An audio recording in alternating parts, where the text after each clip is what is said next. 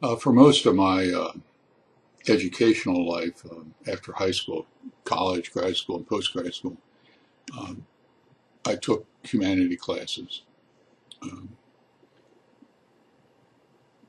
philosophy, theology, ethics, etc. And I have taken classes on Plato.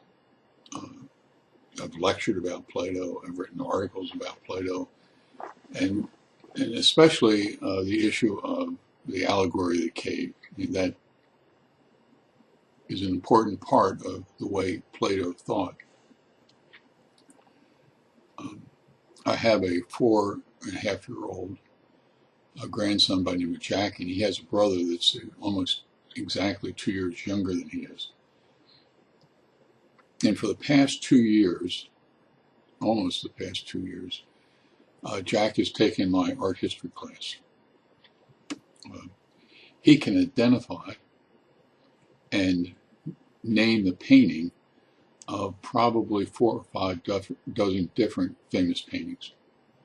He knows Vincent van Gogh, William Turner, Claude Monet, Vermeer, Marc Chagall, Rembrandt, Leonardo. And it just amazes me at his desire to understand and to learn. Um, he happened one day, a couple of weeks ago, to see Plato's cave, a drawing of Plato's cave, and he was amazed at the fact that he couldn't figure out who it was that painted that painting. And all it is was a drawing, but he kind of was bothered by the fact that he could not recognize who that painter would have been. Um,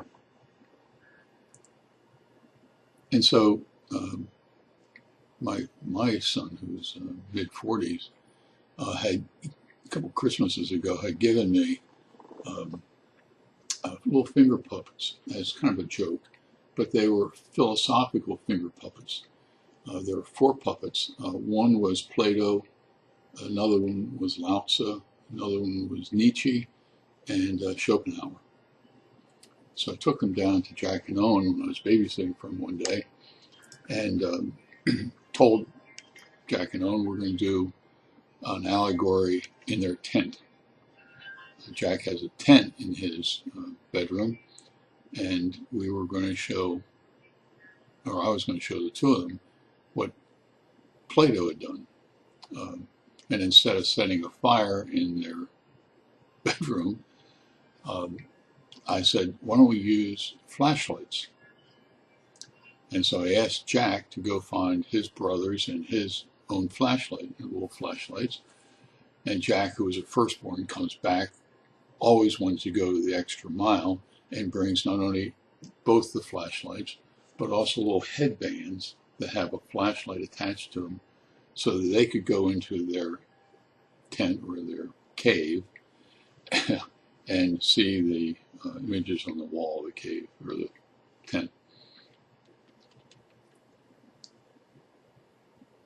Now, I don't want my readers to simply say, after you read this article and see the pictures, that this is just a cute little story about 2 little kids and how they're playing.